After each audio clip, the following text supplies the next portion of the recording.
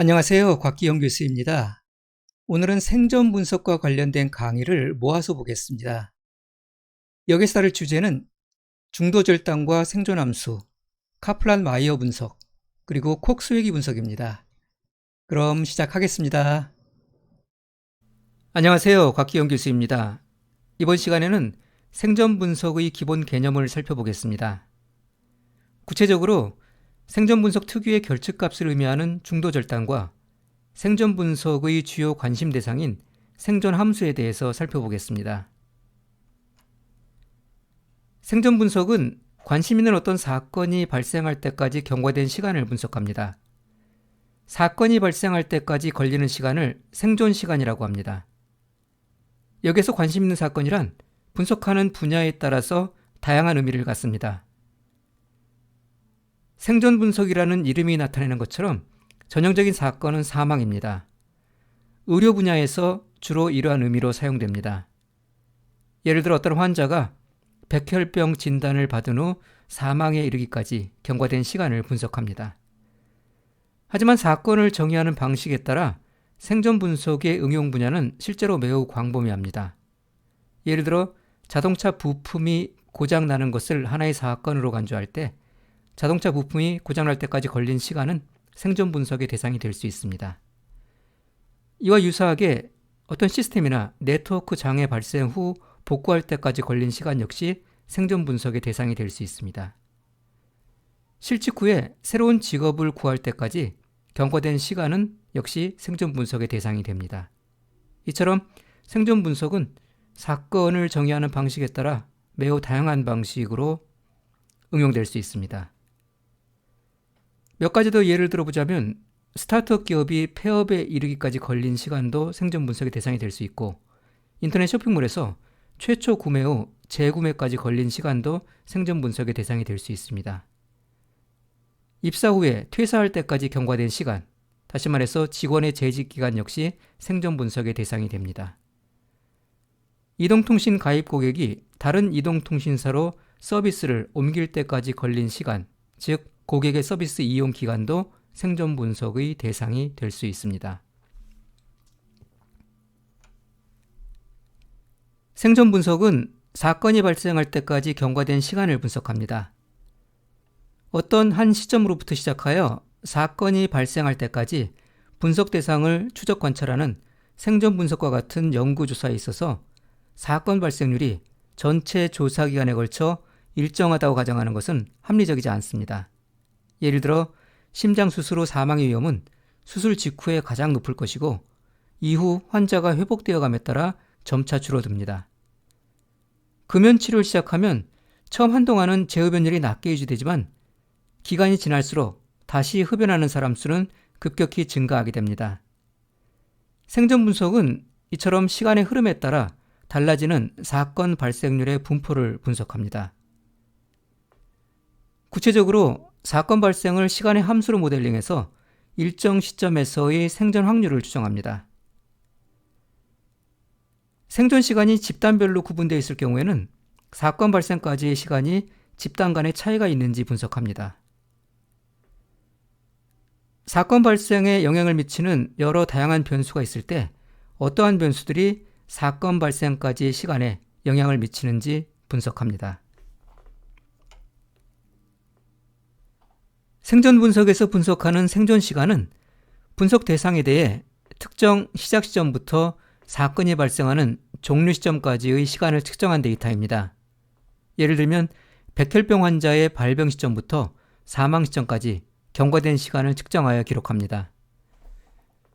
그런데 이러한 생존 시간 데이터에는 생존 분석 특유의 결측값이 존재합니다. 이러한 결측값을 중도절단이라고 얘기합니다. 중도절단 데이터는 관측된 기간 동안 분석 대상자에게서 사건이 일어나지 않을 때 발생합니다. 중도절단은 분석 대상자가 연구 종료 시점이나 또는 추적 불능 시점까지 생존했다는 것은 알고 있으나 그 이후의 생존 여부는 모를 때 발생합니다. 여러 가지 이유로 중도절단이 발생할 수 있습니다. 이사나 연락 두절 등으로 인해 환자의 추적이 어려운 상태가 되었을 수 있습니다. 환자가 더 이상 실험에 참여하지 않기로 결정했을 수도 있고 다른 병원으로 옮겼을 수도 있습니다. 또는 현재 시점에서 연구가 종료되어 더 이상의 추적 조사가 이루어지지 않았을 수도 있습니다. 혹은 교통사고와 같이 연구와 관련 없는 이유로 사망했을 수도 있습니다. 이와 같이 여러 다양한 이유로 인해 환자의 사건 발생 여부를 알 수 없을 때 그 환자의 생존 시간 데이터는 중도절단 데이터로 간주됩니다. 이와 같은 테이블은 전형적인 생존 시간 데이터의 예입니다. 전체 15명의 환자가 실험에 참여했으며 그 가운데 7명의 환자에게는 치료제 1을 처방하였고 나머지 8명의 환자에게는 치료제 2를 투약했습니다. 여기서 사건은 상태열에 기록되어 있습니다. 환자의 사망이 사건의 발생을 의미합니다. 그 밖에 모름이나 생존은 중도절단을 나타냅니다. 예를 들어 환자 9는 관측을 시작한 이후 12일째 사망했습니다. 다시 말해 사건이 발생했습니다. 환자 10은 15일째 어떤 이유에서건 더 이상 추적 조사할 수 없는 상태가 됐습니다. 그래서 모름으로 기록됐습니다. 환자 12는 25일이 경과된 현재 생존 상태를 유지하고 있습니다. 여기서 환자 10과 환자 12는 병의 상태가 현재 여전히 진행 중인 유효한 환자이긴 하지만 환자의 최종 상태인, 다시 말해서 사건 발생을 의미하는 사망 여부를 확인할 수 없기 때문에 중도절단 데이터로 간주됩니다. 생존 분석에서는 생존함수가 주요 관심 대상입니다. 생존함수 ST는 적어도 최소한 T시점까지 생존할 확률로 정의됩니다. 이는 T시점을 지나서 생존할 확률을 의미합니다. 그래서 생존함수 ST는 이와 같은 수식으로 정의할 수 있습니다. 여기에서 라지 T를 생존 시간을 나타내는 확률 변수라고 했을 때 라지 T는 시작 시점부터 종료 시점까지의 경과된 시간을 나타냅니다. 예를 들면 백혈병 진단 시점부터 백혈병으로 인한 사망 시점까지의 경과된 시간을 나타냅니다. 그러면 라지 T 값은 어떤 확률 분포를 갖습니다. 확률 변수 라지 T의 확률 밀도 함수가 FT로 주어진다고 가정하면 라지 T의 누적 확률 분포 함수 PT는 이와 같이 정의될 수 있습니다. 생존 시간이 T보다 작거나 같을 확률은 라지 T의 확률 밀도 함수를 0부터 T까지 적분해서 구할 수 있습니다. 이렇게 구한 생존 시간이 T보다 작거나 같을 확률을 1에서 빼게 되면 생존 시간이 T보다 클 확률을 구할 수가 있고 이것이 생존함수가 됩니다. T가 0일 때 생존함수는 1이 됩니다. 즉 시작 시점에서 이 시점 이후에 생존할 확률은 1입니다. 시작 시점에서는 사망자가 없기 때문에 생존 확률은 1이 됩니다. T가 무한대일 때는 생존함수가 0이 됩니다. 즉 시간을 무한대로 확정하면 결국 모든 환자가 사망하기 때문에 생존 확률은 궁극적으로 0이 됩니다. 생존 분석에서는 생존함수와 함께 위험함수 또한 주요 관심 대상입니다. 위험함수 HT는 T시점에 생존한 분석 대상자가 해당 시점에서 사망할 확률로 정의됩니다. 이는 T시점까지 생존한 환자가 그 시점에서 사망할 조건부 확률을 의미합니다. 위험함수 HT는 이와 같이 수식으로 정의할 수 있습니다. T시점까지 생존했다는 조건 하에서, 다시 말해서 생존 시간이 T보다 크다는 조건 하에서 해당 시점 또는 바로 직후에 사망할 확률로 정의됩니다. 여기서 델타 T는 매우 짧은 시간을 의미합니다. 예를 들어 T가 180일 때의 백혈병 환자의 위험함수를 계산하면 180일까지 생존한 환자가 그 시점에서 또는 아주 짧은 다음 순간에 사망할 확률을 구할 수 있습니다. 생존함수는 사건 미발생에 초점이 맞춰진 반면에 위험함수는 사건 발생에 관심을 갖습니다. T시점까지의 누적 사망률을 나타내는 누적 위험함수는 생존함수와 이와 같은 관계를 갖습니다. 이번 시간에는 중도절단 데이터, 생존함수, 그리고 위험함수와 같은 생존 분석의 기본 개념을 살펴봤습니다. 다음 시간에 또 뵙도록 하겠습니다. 안녕하세요. 곽기영 교수입니다. 이번 시간에는 생존 분석 기법으로서 널리 활용되고 있는 카플란 마이어 분석을 살펴보겠습니다. 카플란 마이어 분석은 생존 시간 데이터가 주어졌을 때 관측된 생존 시간으로부터 생존 확률을 추정합니다. t 시점에서의 생존 확률의 추정치 ST@는 이와 같이 나타낼 수 있습니다. 여기에서 P1, P2, PT-1, PT는 각 시점에서의 생존 비율을 의미합니다. I 시점에서의 생존 비율 PI는 1에서 I 시점에서의 사망률을 빼서 구할 수 있습니다. I 시점에서의 사망률은 I 시점에서의 사망자 수를 I 시점에서의 생존자 수로 나누어서 계산합니다. 시작 시점부터 T번째 또는 그 이상의 구간 동안 생존할 확률은 T개의 각 구간별 생존 비율을 차례대로 곱하여 산출합니다. 이는 누적 생존 비율을 계산한다는 것을 의미합니다. P1은 첫 번째 구간을 지나 생존한 비율입니다. P2는 두 번째 구간을 지나 생존한 비율입니다. PT-1은 T-1번째 구간을 지나 생존한 비율입니다. 이런 방식으로 T번째 구간에서 생존한 비율 PT까지를 차례대로 계산한 다음에 이렇게 계산된 생존 비율 T개를 모두 곱해서 생존 확률을 추정합니다. P2부터 시작하여 PT까지 다음 구간의 생존 비율을 계산할 때 바로 직전 구간에서 생존한 환자만을 대상으로 합니다. 예를 들어 100명의 환자가 있다고 생각해 보겠습니다. 100명의 환자 가운데 첫 번째 구간에서 10명의 환자가 사망하면 두 번째 구간에서의 생존 비율을 계산할 때 생존자 수는 첫 번째 구간에서 사망한 10명을 제외한 90명이 됩니다. 두 번째 구간에서 다시 20명이 사망했다고 했을 때 세 번째 구간에서의 생존 비율을 계산할 때 사용하는 생존자 수는 첫 번째 구간과 두 번째 구간에서 사망한 30명을 제외한 70명이 됩니다. 중도절단 데이터는 생존자 수에 포함되지 않습니다. 따라서 생존 비율을 계산할 때 영향을 미치지 않습니다. 실제 생존 시간 데이터를 이용하여 생존 함수를 계산해 보겠습니다. 오른쪽의 테이블에는 15명의 환자에 대한 생존 시간 데이터가 정리되어 있습니다. 15명의 환자 가운데 7명의 환자에게는 치료제 1을 처방을 했고 나머지 8명의 환자에게는 치료제 2가 투약됐습니다. 여기에서는 치료제 2를 처방한 환자에 대한 생존 함수를 계산해 보겠습니다. 생존 함수를 계산하기 위해서는 우선 중도절단 데이터를 포함한 모든 생존 시간이 오름차순으로 정렬되어 있어야 합니다. 15명의 환자 가운데 치료제 2를 처방한 8명의 환자에 대해서 생존 시간을 이와 같이 오름차순으로 정렬했습니다. 8명의 환자 가운데 5번 환자와 7번 환자는 각각 상태가 모름과 생존입니다. 따라서 5번 환자와 7번 환자의 생존 시간 데이터는 중도절단 데이터입니다.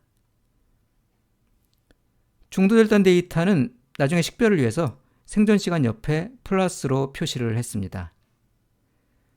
중도절단 데이터의 시간이 사건 발생 데이터의 시간과 같으면 사건 발생 데이터가 먼저 위치합니다. 예를 들어 7번 환자와 8번 환자를 보면 생존 시간이 모두 9로서 동일합니다. 그런데 8번 환자는 사건 발생 데이터이고 7번 환자는 중도절단 데이터입니다. 이럴 경우에 사건 발생 데이터인 8번 환자의 생존 시간이 먼저 위치하도록 배치합니다. 오름차순으로 정렬된 생존 시간 데이터를 이용해서 각 시간 구간에서의 생존 비율과 생존 함수인 누적 생존 비율을 산출해 보겠습니다. 1일차부터 보겠습니다. 총 8명의 환자로부터 시작했기 때문에 1일차의 생존자 수는 8명입니다. 그런데 1일차 기간 동안에 환자 1과 환자 2가 사망을 했기 때문에 1일차 구간에서의 사망자 수는 2가 됩니다. 생존자 수는 해당 구간에서의 시작 시점을 기준으로 계산하고 사망자 수는 해당 시간 구간에서의 종료 시점을 기준으로 계산합니다. 생존자 수가 8명이고 사망자 수가 2명이기 때문에 사망률은 8분의 2가 되고 따라서 생존 비율은 1-8분의 2인 0.75가 됩니다. 첫째 날이기 때문에 생존 비율과 누적 생존 비율은 같습니다. 따라서 누적 생존 비율도 생존 비율인 0.75가 됩니다. 4일차 구간에서는 3번 환자가 사망을 합니다. 따라서 사망자 수는 1이 됩니다. 이때의 생존자 수는 직전 구간에서의 생존자 수에서 사망자 수를 뺀 8-2인 6이 됩니다. 따라서 사망률은 6분의 1이 되고 생존 비율은 1-6분의 1인 0.833이 됩니다. 누적 생존 비율은 직전 구간에서의 누적 생존 비율 0.75에 현 구간에서의 생존 비율 0.833을 곱해서 0.625로 산출됩니다. 5일차 구간에는 4번 환자가 사망합니다. 따라서 사망자 수는 1이 되고 이때의 생존자 수는 직전 구간에서의 생존자 수 6명에서 사망자 수 1명을 뺀 5가 됩니다. 따라서 사망률은 5분의 1이 되고 생존 비율은 1-5분의 1인 0.8이 됩니다. 이때의 누적 생존 비율은 직전 구간의 누적 생존 비율 0.625에 현 구간의 생존 비율 0.8을 곱해서 0.5로 산출됩니다. 6일차에는 중도절단 데이터가 발생했습니다. 5번 환자의 상태가 모름이기 때문에 5번 환자의 생존 시간은 중도절단 데이터로 간주가 됐습니다. 이처럼 중도절단 데이터가 있을 경우 생존 비율은 1이 됩니다. 왜냐하면 사망 여부를 확인할 수가 없기 때문에 생존 비율은 1로서 산정이 됩니다. 따라서 누적 생존 비율에 영향을 미치지 않고 지금처럼 계산표상에서 생략이 될 수가 있습니다.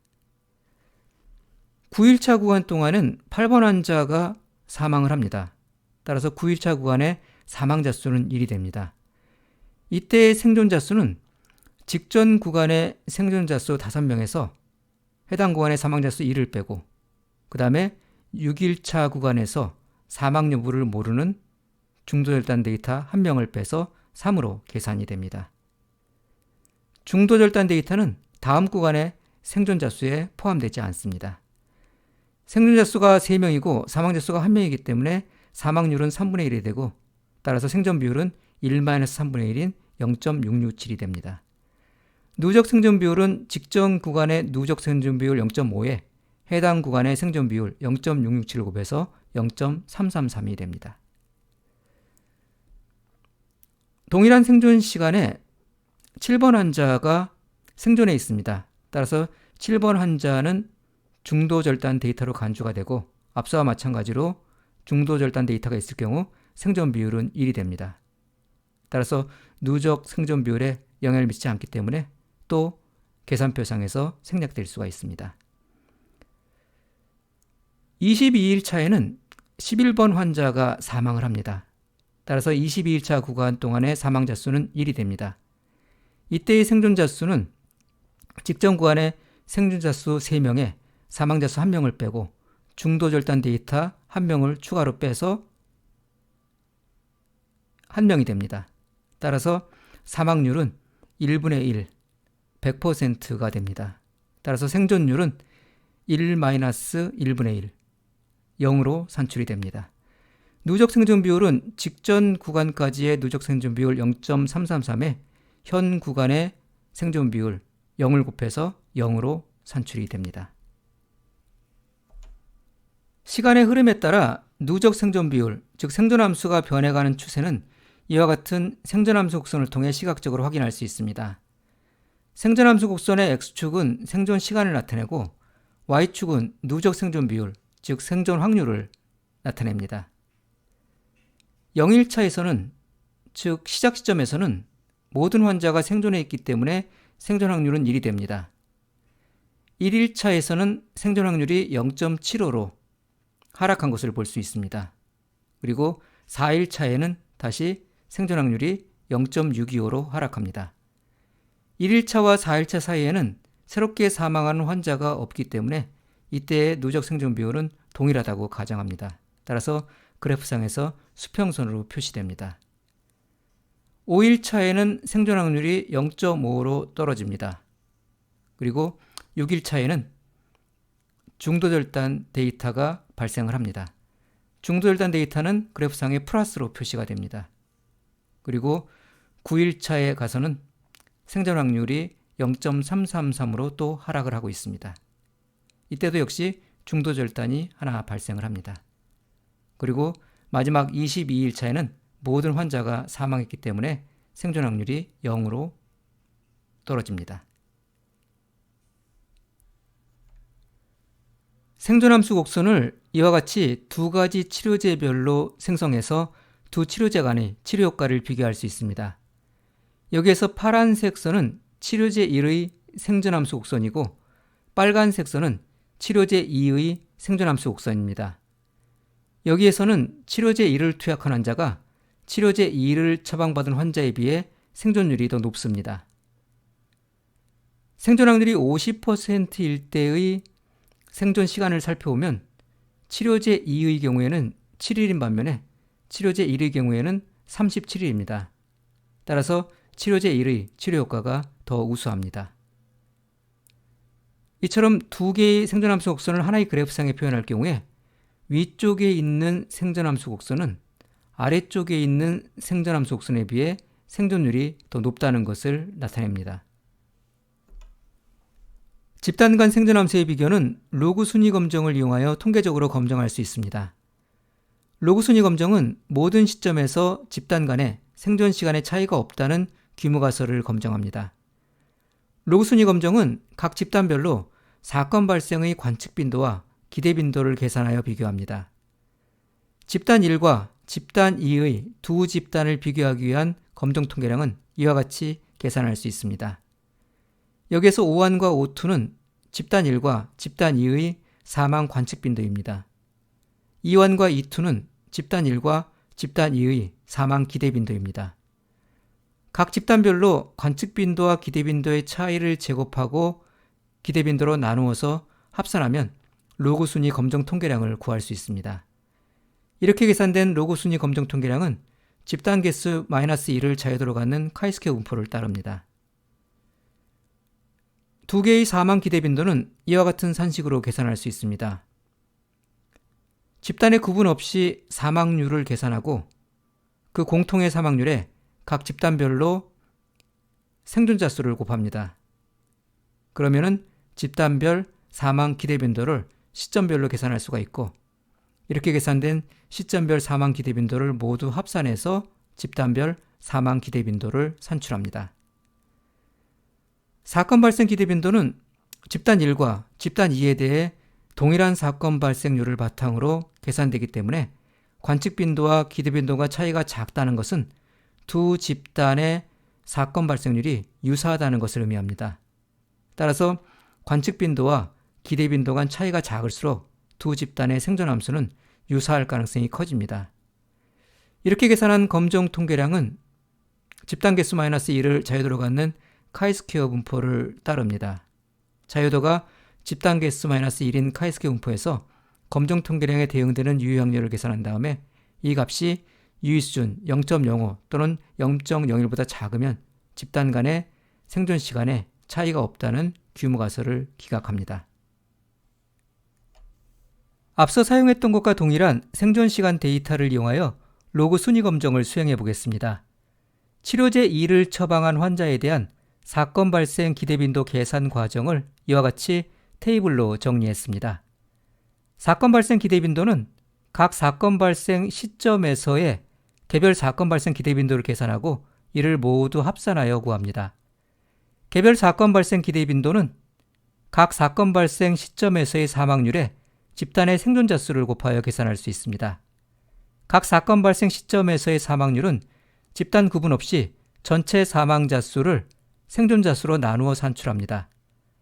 규모가설이 사실이라면 이 비율은 두 집단 모두에게 동일하게 적용돼야 하므로 이렇게 계산한 사망률을 집단별 생존자 수에 곱하여 집단별 기대 빈도를 계산할 수 있습니다. 예를 들어 1일차의 시작 시점을 보면 15명의 환자가 생존해 있습니다. 15명의 환자 가운데 1일차 기간 동안 2명의 환자가 사망합니다. 따라서 이때의 사망률은 15분의 2인 0.133이 됩니다. 15명의 환자 가운데 치료제 2를 처방받은 환자는 8명이므로 사망자의 기대빈도는 8명 곱하기 0.133인 1.07이 됩니다. 세 번째 사망자가 발생한 4일차 시작 시점을 보면 13명의 환자가 생존해 있습니다. 4일차 기간 동안 1명의 환자가 사망하기 때문에 이때의 사망률은 13분의 1인 0.077이 됩니다. 생존자 13명 가운데 치료제 2를 처방받은 환자는 6명이기 때문에 사망자의 기대빈도는 6명 곱하기 0.077인 0.46이 됩니다.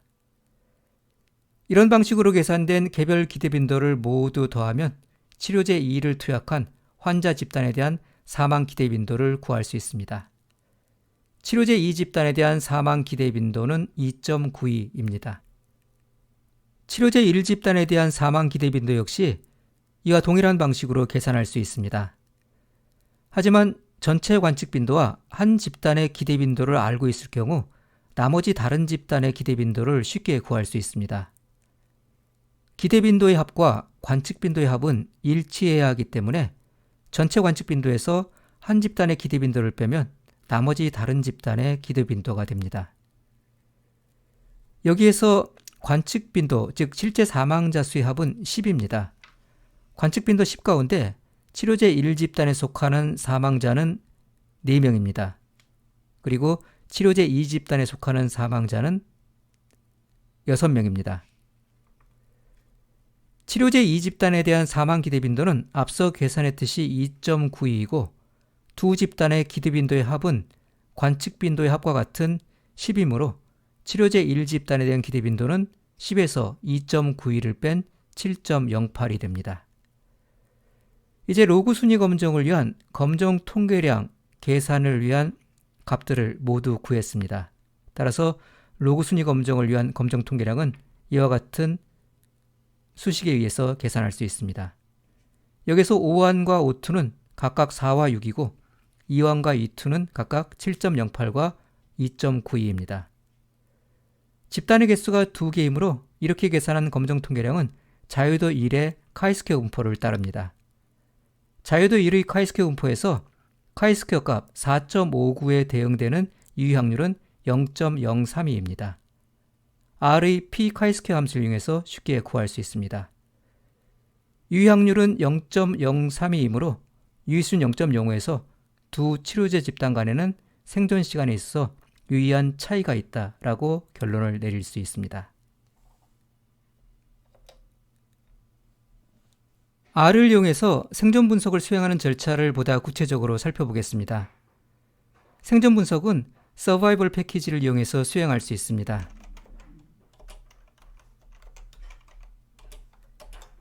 서바이벌 패키지는 카플란-마이어 분석을 비롯한 다양한 생존 분석 기법을 지원합니다. 여기에서는 서바이벌 패키지에 포함된 long 데이터셋을 이용해서 카플란-마이어 분석을 수행해 보겠습니다. long 데이터셋에는 폐암 환자의 생존 시간과 상태를 비롯한 환자의 다양한 특성이 기록되어 있습니다. 생존 시간은 타임 변수에 기록되어 있고 환자의 상태는 스테이터스 변수에 저장되어 있습니다. 생존 시간은 1단위로 측정되어 있습니다. 그리고 환자의 상태는 1 또는 2로 코딩이 되어 있습니다. 중도 절단의 경우는 1로 코딩되었고 사망의 경우는 2로 코딩되어 있습니다. 성별은 섹스 변수에 저장되어 있습니다. 1은 남성을 나타내고 2는 여성을 나타냅니다. 여기서는 분석의 편의를 위해서 팩터로 변환하겠습니다.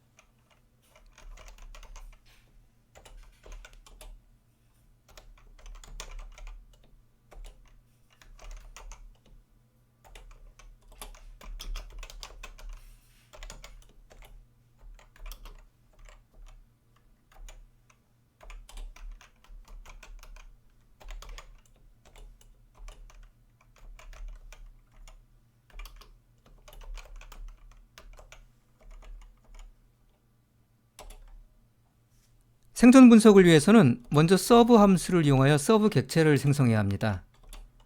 서브 함수의 도움말을 보겠습니다. 서브 함수의 타임 인수에는 생존 시간을 지정합니다. 그리고 이벤트 인수에는 사건 발생 상태를 지정합니다.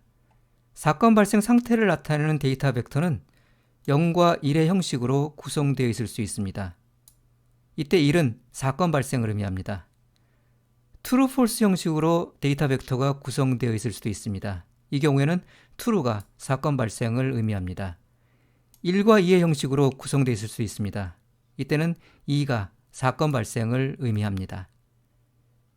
현재 사용하고 있는 long 데이터셋에는 환자의 사건 발생 상태 정보가 1과 2로 코딩이 되어 있고 2는 사건 발생을 의미하는 사망이기 때문에 여기에서는 세 번째 형식에 해당이 됩니다. 서브 함수를 이용해서 서브 객체를 생성해 보겠습니다.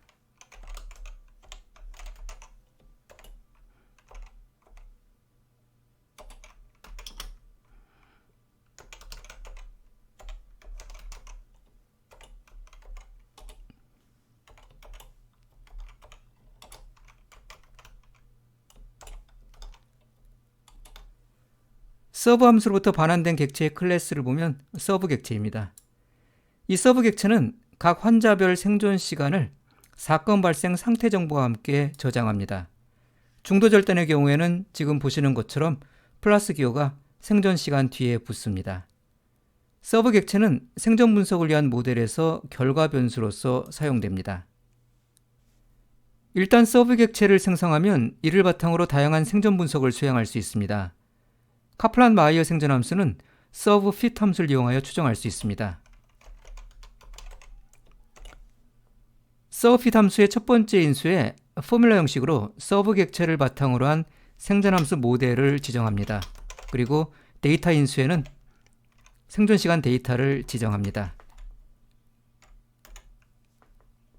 포뮬러의 좌변에는 생존 시간 정보가 포함된 서브 객체를 지정합니다.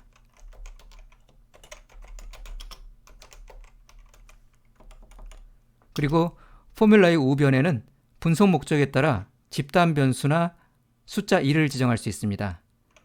성별이나 치료제와 같은 집단 변수를 지정하면 집단별 생존 함수를 추정합니다. 그럼 이를 통해 성별이나 치료제에 따른 생존 함수의 차이를 비교할 수 있습니다. 숫자 1을 지정하면 전체 생존 시간 데이터를 바탕으로 하나의 생존 함수를 추정합니다. 여기에서는 숫자 1을 지정해서 전체 생존 시간 데이터를 바탕으로 하나의 생존 함수를 추정해 보겠습니다. 서브 fit 함수의 실행 결과를 별도의 변수로 저장하겠습니다.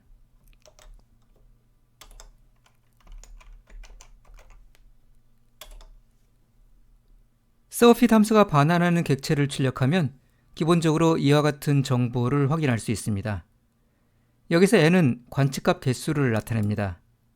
이벤트는 사건 발생 개수를 나타냅니다. 다시 말해서 총 사망자 수를 의미합니다. 메디안은 생존 시간의 중위수를 나타냅니다. 그 중위수의 95% 신뢰 구간의 하한값과 상한값은 0.95 LCL과 0.95 UCL에서 확인할 수 있습니다. 그러나 서브 fit 함수가 반환하는 객체에는 실제로 이보다 더 많은 정보가 포함되어 있습니다. names 함수를 이용해서 반환하는 정보의 리스트를 확인해 볼 수 있습니다. 몇 가지 중요한 정보만 살펴보면 time은 각 시점을 나타냅니다. n점 리스크는 해당 시점에서의 사건 발생 대상자 수, 즉 생존자 수를 나타냅니다. n점 이벤트는 해당 시점에서의 사건 발생 개수, 즉 사망자 수를 나타냅니다. n점 센서는 해당 시점에서의 중동 절단 개수를 나타냅니다. 그리고 서브에는 각 시점에서의 생존 확률이 저장되어 있습니다. 서브 fit 함수가 반환하는 객체로부터 필요한 정보를 추출해서 데이터 프레임 형식으로 저장해 보겠습니다.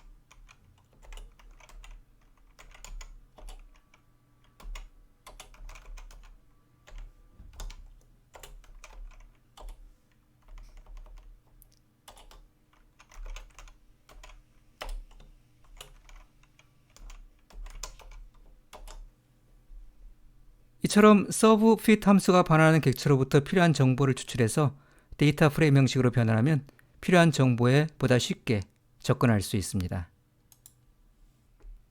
serve fit 함수로부터 반환된 객체는 serve 마이너 패키지에 포함되어 있는 ggservplat 함수를 이용하여 생존 함수 곡선으로 나타낼 수 있습니다.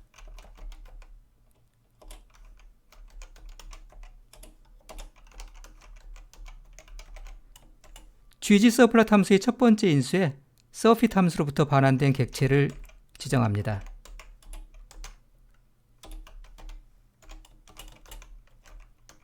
그리고 x랩 인수와 y랩 인수에는 x축과 y축의 제목을 지정할 수 있습니다.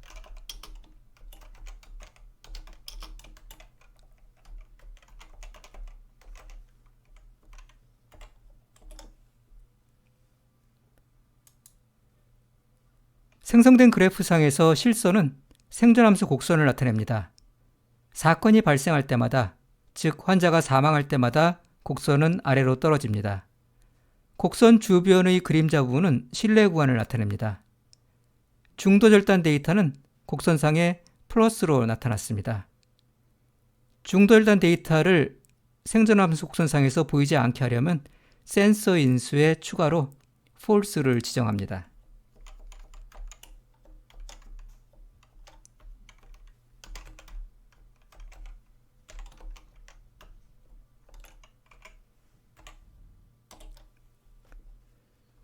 새롭게 생성된 생존함수 곡선을 보면 그래프상에 중도절단을 나타내는 플러스 표시가 사라진 것을 볼 수 있습니다.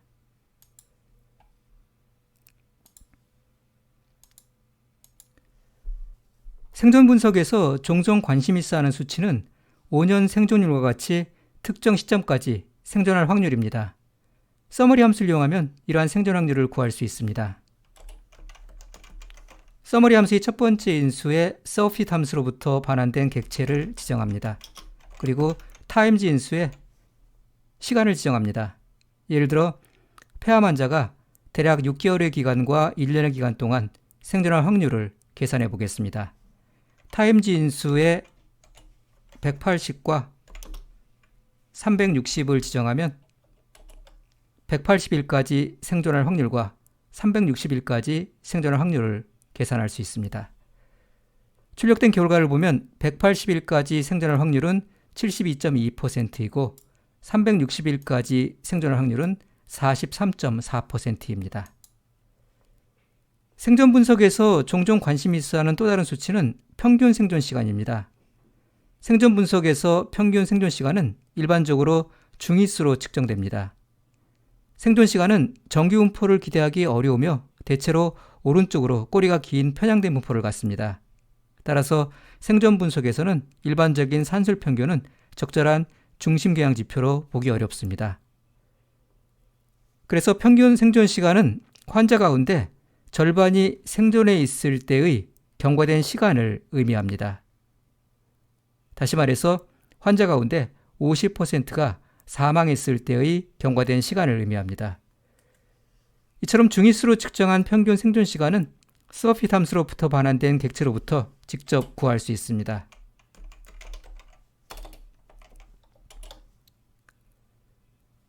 servefit 함수로부터 반환된 객체를 프린트하면 화면상에 출력되는 정보 가운데 메디안 열에서 확인할 수 있습니다. 폐암 환자의 평균 생존 시간은 310일입니다. 백분위 수를 계산하는 퀀타일 함수를 이용하면 특정 생존 확률에 대응되는 생존 시간을 계산할 수 있습니다. 예를 들어 폐암 환자의 생존 확률이 70%일 때의 경과된 일수를 산출할 수 있습니다. 혹은 폐암 환자의 생존 확률이 30%일 때의 경과된 일수나 50%일 때의 경과된 일수를 계산할 수 있습니다. 퀀타일 함수의 첫 번째 인수에 servefit 함수로부터 반환된 객체를 지정합니다. 그리고 props 인수에는 생존 확률에 대응되는 비율을 지정합니다. 그런데 props 인수에 생존 확률을 지정하는 것이 아니라 1에서 생존 확률을 빼서 지정합니다. 왜냐하면 퀀타일 함수는 props 인수에 지정된 비율에 대응되는 백분위 수를 계산하기 때문입니다. 예를 들어 생존 확률 70%에 대응되는 생존 시간은 환자의 70%가 생존해 있을 때의 경과된 시간을 의미합니다. 이는 다시 말해 환자의 30%가 사망 상태일 때의 경과된 시간을 의미하기 때문에 생존 시간을 작은 값에서 큰 값으로 크기순으로 정렬했을 때 처음 30%에 대응되는 백분위수가 됩니다. 따라서 생존 확률 70%에 대응되는 생존 시간을 계산하기 위해서는 퀀타일 함수의 프랍스 인수에 0.7을 지정하는 것이 아니라 0.3을 지정합니다. 생존 확률이 70%, 30%, 50%일 때의 경과된 일수를 계산하기 위해서는 퀀타일 함수의 프랍스 인수에 1에서 0.7, 0.3, 0.5를 빼서 지정합니다.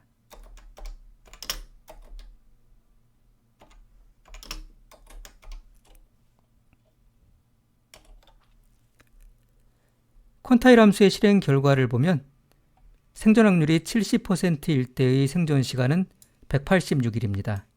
그리고 생존 확률이 30%일 때의 생존 시간은 477일입니다. 생존 확률이 50%일 때의 생존 시간은 앞서 살펴본 중위수로 측정한 평균 생존 시간과 같은 310일입니다. 생존 분석에서는 집단 간 생존 시간의 차이를 비교하는 것이 주요 분석 목적 가운데 하나입니다. 예를 들어 새로운 치료 방법과 기존 치료 방법 간의 치료 효과 차이를 생존 분석을 통해 비교할 수 있습니다. 여기에서는 성별에 따라 생존 시간의 차이가 존재하는지 살펴보겠습니다. 서핏 함수를 이용하여 생존 확률을 추정할 때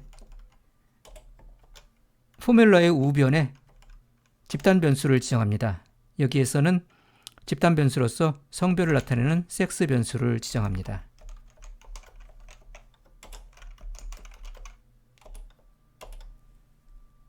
서핏 함수로부터 반환된 객체를 보면 성별에 따른 주요 정보를 확인할 수 있습니다. 성별에 따른 관측값 개수, 사건 발생 개수, 생존 시간의 중위수, 그리고 그 중위수의 95% 신뢰 구간을 구할 수 있습니다. 좀 더 세부적인 요약 정보를 얻으려면 서머리 함수를 이용할 수 있습니다.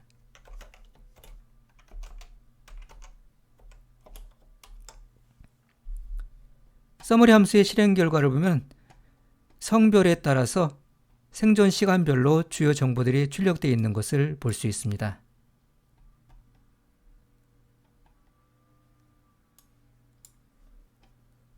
서머리 함수로부터 반환된 객체에서 테이블 원소로부터 요약 정보를 추출할 수 있습니다.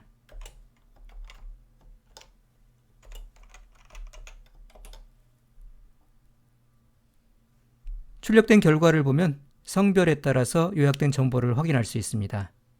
예를 들어서 메디안 열을 보면 생존 확률이 50%일 때의 남성과 여성의 생존 일수를 확인할 수 있습니다. 남성의 경우는 생존 확률이 50%일 때의 경과된 시간이 270일이고 여성의 경우는 426일입니다. 여성이 남성에 비해서 생존 확률이 더 높다는 것을 볼 수 있습니다. 서머리 함수의 타임즈 인수에 생존 시간을 지정하면 특정 시점까지 생존할 확률을 추정할 수 있습니다.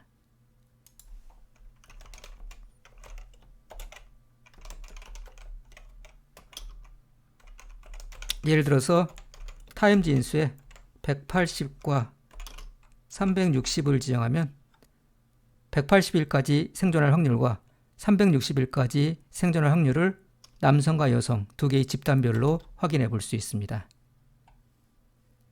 결과를 보면 남성의 경우에 180일까지 생존 확률은 64.4%이고 360일까지 생존 확률은 35.5%입니다.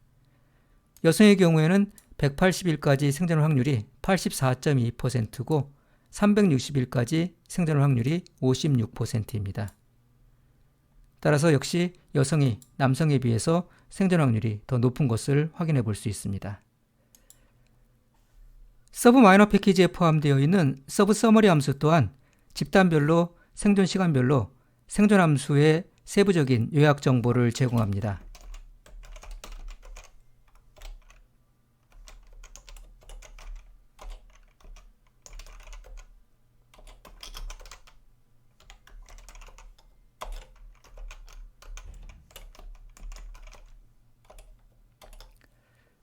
그런데 앞서 사용했던 서머리 함수와 달리 서브 서머리 함수는 데이터 프레임 형식으로 정보를 제공합니다. 따라서 좀 더 쉽게 정보에 접근할 수 있습니다. 전체적인 요약 정보는 attl 함수를 이용하여 테이블 속성으로부터 추출할 수 있습니다.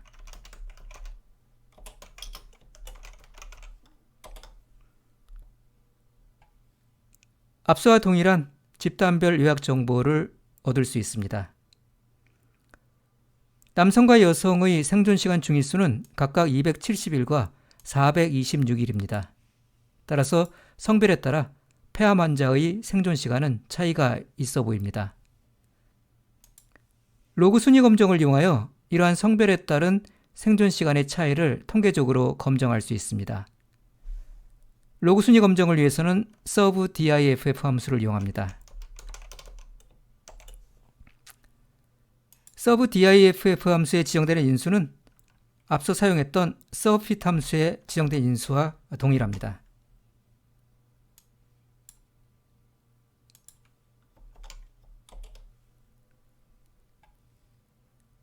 로그 순위 검정 결과를 보면 카이스퀘어 값은 10.3이고 그에 대응되는 유의 확률은 0.001입니다. 로그 순위 검정 결과에 따르면 카이스퀘어 값은 유의수는 0.05에서 통계적으로 유의합니다. 따라서 성별에 따라 폐암 환자의 생존 시간은 다르다고 판단을 내릴 수 있습니다. 성별에 따른 집단별 생존 함수를 그래프로 그려보겠습니다. 앞서 사용했던 서브 마이너 패키지에 포함되어 있는 GG 서브 플롯 함수를 이용합니다.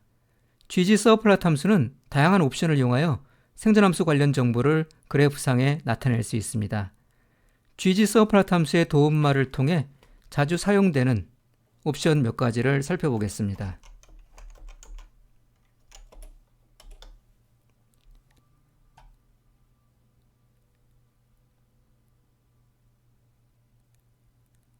팔레트 인수에는 사용할 색상 팔레트를 지정할 수 있습니다.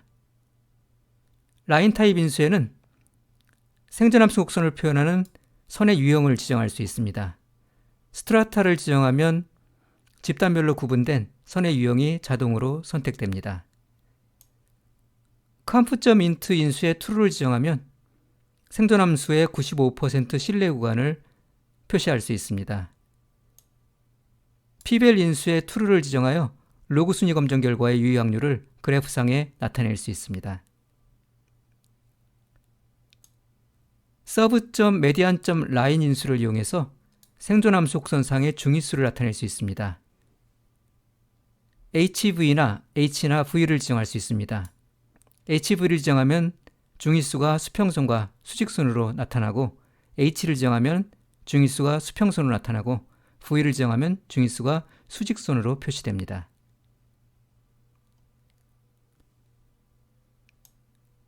risk.table 인수를 이용하여 그래프상에 표시된 생존 시간을 기준으로 현재 시점까지 남아있는 생존자의 수 및 비율을 표로 나타낼 수 있습니다. risk.table 인수는 두 가지 방식으로 지정할 수 있습니다. true 또는 false를 지정해서 이러한 위험표를 보여줄지 여부를 결정할 수 있습니다. 기본값은 false입니다. 또는 absolute나 percentage 혹은 abs-pct를 지정해서 각각 수치, 비율, 수치 및 비율을 위험표상에 나타낼 수 있습니다.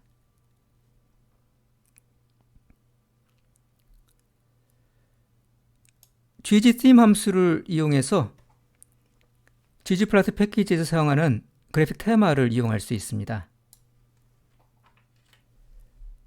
이러한 옵션들을 몇 가지 사용을 해서 집단별로 구분되는 생존함수 곡선을 그려보겠습니다.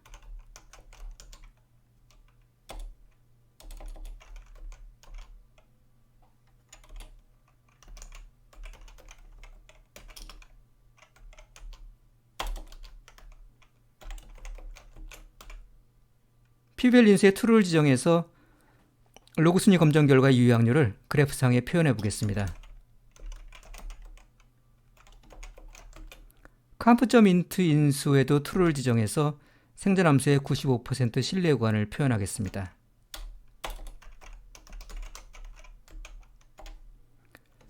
risk.table 인수에는 absolute를 지정하겠습니다. 그러면 생존자 수가 각 시점별로 수치로 표현이 됩니다.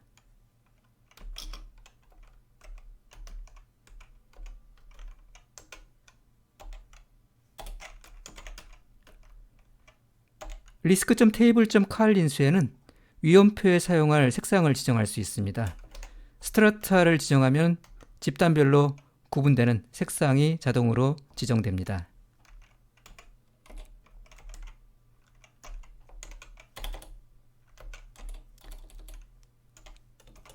라인 타입 인수에도 스트라타를 지정해서 집단별로 구분되는 선의 유형을 자동으로 선택하도록 하겠습니다.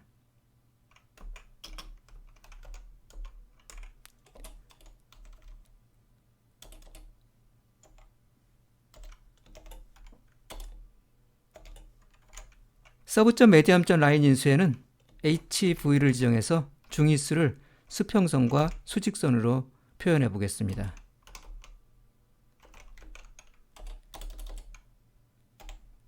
GGtheme 인수에 ggplot 패키지에 사용하는 테마 중에 하나를 지정하겠습니다. 여기에서는 theme BW를 지정해서 블랙 앤 화이트로 표현되는 테마를 사용하겠습니다.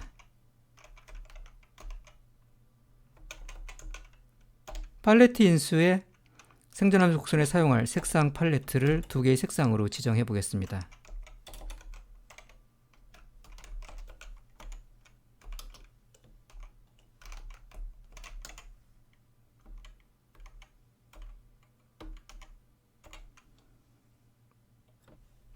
ggSoplot 함수를 실행해서 집단별로 구분된 생존함수 곡선을 그려보겠습니다.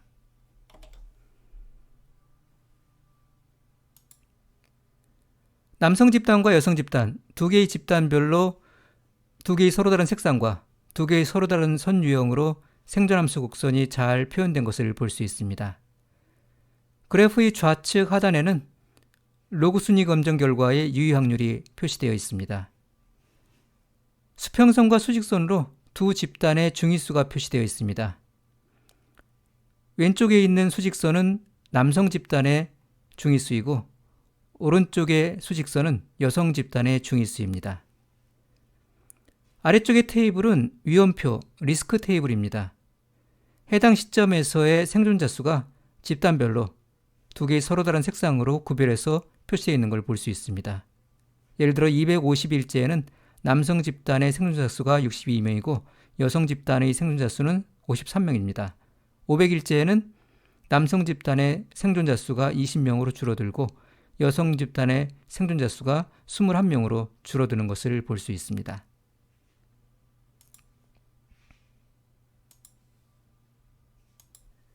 ggSoplot 함수는 앞서 도움말에서도 봤듯이 이 밖에도 많은 유용한 옵션을 제공합니다. 몇 가지 옵션을 추가로 사용해서 좀 더 풍부한 정보를 담고 있는 생존함수 곡선을 생성해 보겠습니다.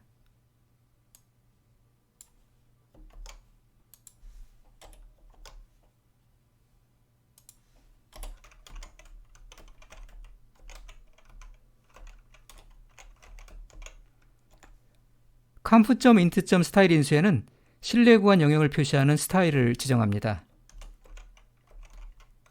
리본이나 스텝을 지정할 수 있습니다. 리본이 기본값입니다.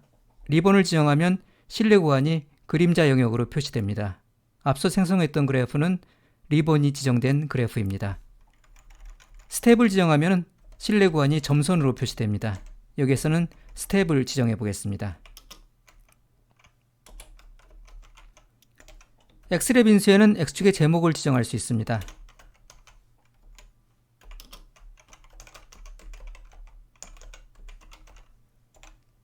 break.time.by 인수에는 X축의 시간 간격을 지정합니다.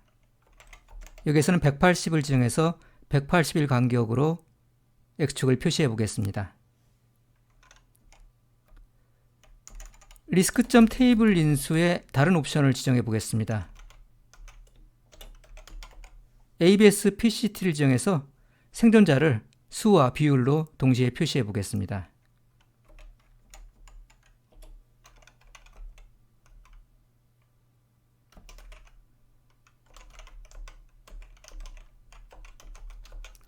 risk.table.font 사이즈에는 위원표에 사용되는 글씨체의 크기를 지정할 수 있습니다. 여기서 3.5를 지정해 보겠습니다.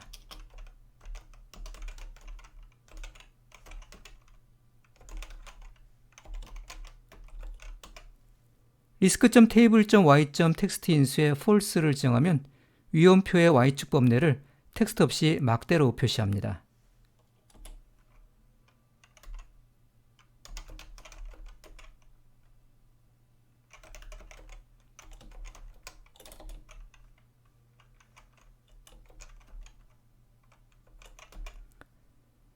nsensor.plot 인수에 true를 지정하면 중도절단 도표를 그릴 수 있습니다. 각 생존 시간에서의 중도절단 데이터 개수를 보여줍니다. 추가로 범례를 지정할 수 있습니다.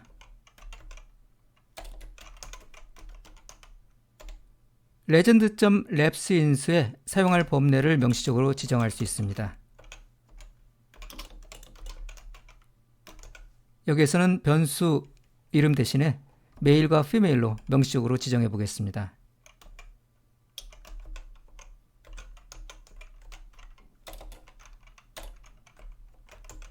legend.title 인수에는 범례의 제목을 지정할 수 있습니다. 여기서는 성별을 나타내는 범례의 제목이 필요 없기 때문에 생략하겠습니다.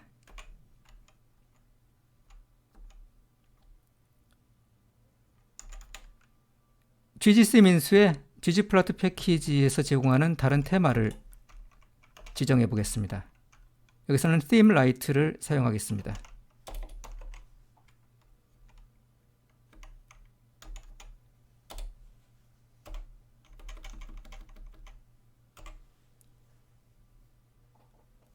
추가로 인수가 지정된 ggsplot 함수를 실행해서 새롭게 그래프를 그려보겠습니다.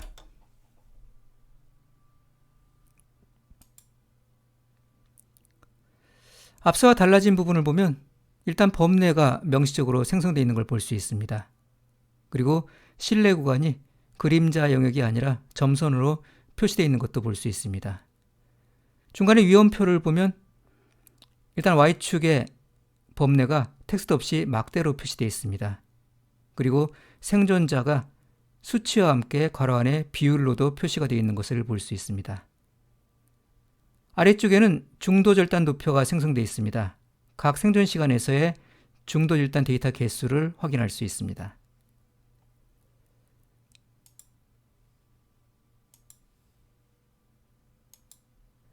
실내 구간은 생존함수 곡선의 꼬리 부분에서 넓어지는 경향이 있습니다.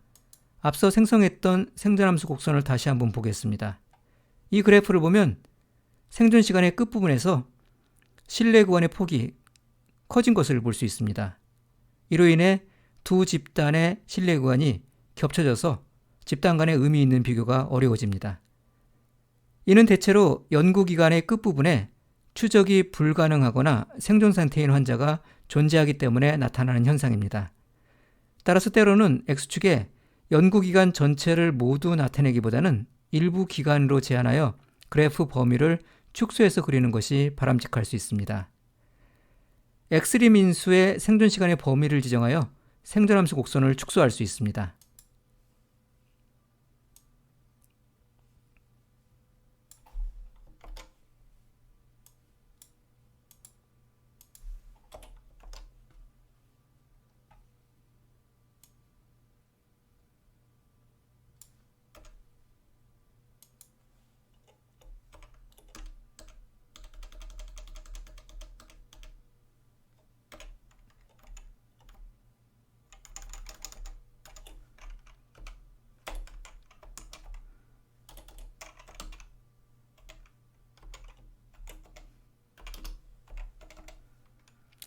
예를 들어 지금처럼 X림 인수에 0과 600을 지정하면 전체 생존 시간이 다 표시되지 않고 0부터 600까지의 생존 시간이 X축에 표시된 생존함수 곡선을 얻을 수 있습니다.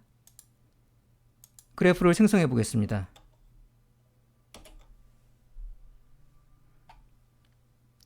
보시는 것처럼 0부터 600까지의 기간에 걸친 생존함수 곡선만이 표시가 됩니다. 이렇게 그래프를 그리면은 두 집단의 신뢰 구간이 겹치지 않는, 따라서 의미 있는 비교가 가능한 생존함수 곡선을 생성할 수 있습니다.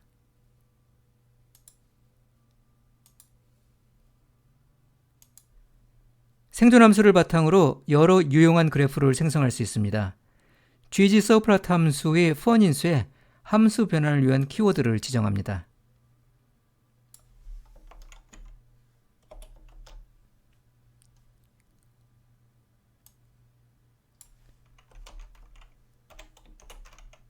예를 들어 펀인수에 이벤트를 지정하면 누적 사건 곡선을 생성합니다. 누적 사건 곡선은 생존함수로부터 도출할 수 있으며 1- 생존함수로 정의됩니다. 그래프를 생성해 보겠습니다. 누적 사건 곡선은 생존함수 곡선과는 반대로 특정 시점까지 사망할 확률을 볼 수 있습니다.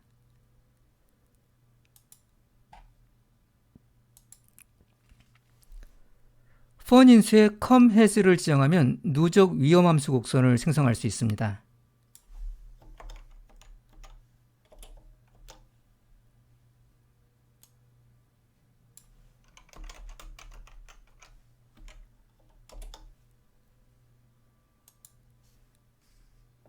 누적 위험함수 곡선은 특정 시점까지의 누적 사망률을 의미하고 구간별로 위험함수를 합산해서 산출합니다.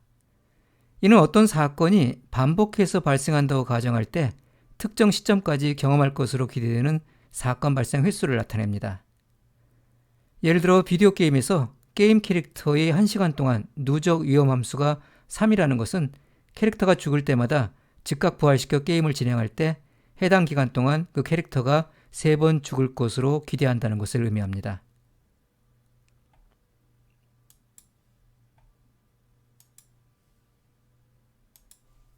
지금까지는 집단을 구분하는 변수가 1개인 경우에 있어서 집단 변수의 범주 간 생존함수의 차이를 비교했습니다. 집단 변수가 2개 이상인 경우에도 유사한 방식으로 각 집단의 범주의 조합별로 생존함수를 추정하고 그래프로 그려서 이들 간의 차이를 비교할 수 있습니다. 서바이벌 패키지에 포함된 콜론 데이터셋을 이용해서 다중 집단에 대한 카플란 마이어 분석을 수행해 보겠습니다.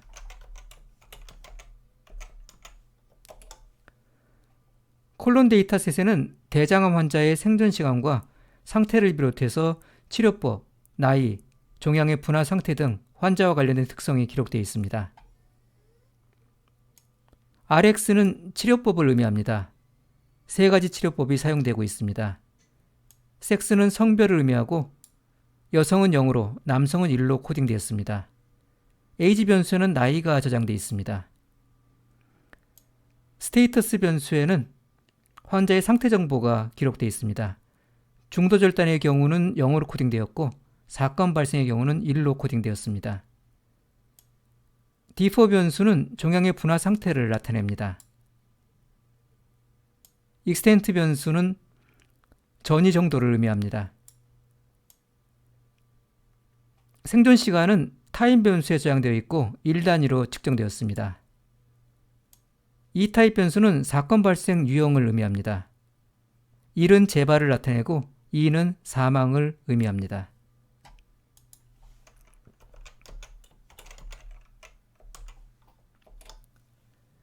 분석의 편의를 위해서 몇 가지 전처리 작업을 수행하겠습니다.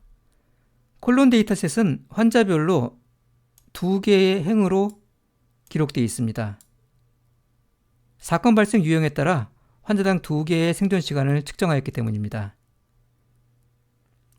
E타입이 1인 경우, 즉 재발을 나타낸 경우의 데이터와 E타입이 2인 경우, 사망을 나타낸 경우의 데이터가 각각 한 번씩 기록이 되어 있습니다. 중도절단의 경우에는 동일한 생존시간 데이터가 환자당 2번 기록되었습니다. 여기에서는 E타입이 2인 경우, 즉 사망의 경우에만 분석을 해보겠습니다. 사망의 경우만 별도의 데이터셋으로 생성해 보겠습니다.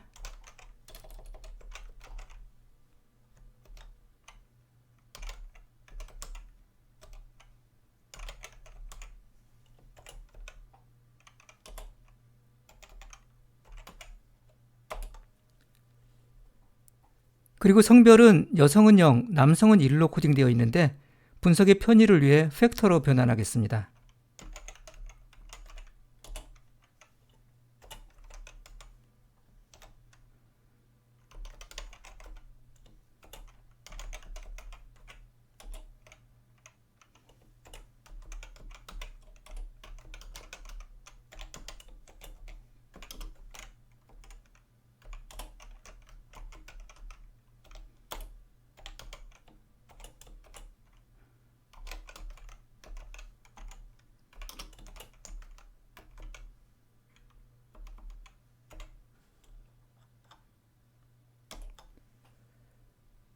종양의 분화 상태는 1, 2, 3으로 코딩되어 있습니다. 이를 well, moderate, poor 세 개의 레벨을 갖는 팩터로 변환하겠습니다.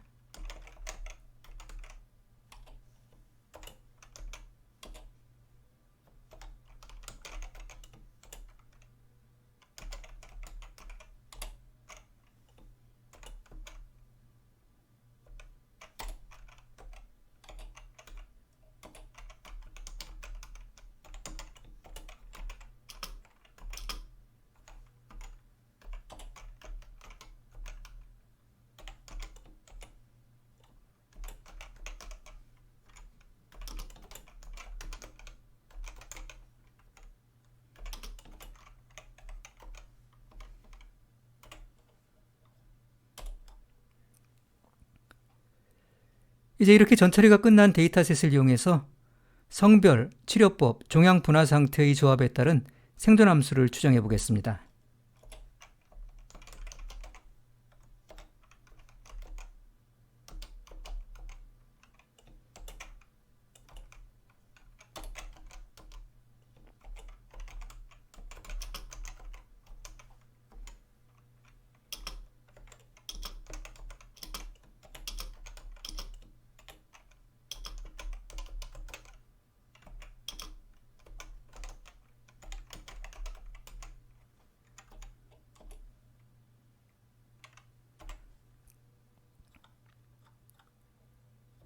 이처럼 서핏 함수의 포뮬러 우변에 분석 대상 집단 변수를 플러스 연산자를 이용해서 차례대로 지정합니다. 성별에는 2개의 범주가 있고 치료법은 3종류가 있습니다. 그리고 종양 분화 상태 또한 3유형이 있습니다. 그래서 2 곱하기 3 곱하기 3 모두 18개의 생존함수가 추정됩니다. 생존함수 곡선을 그려보겠습니다.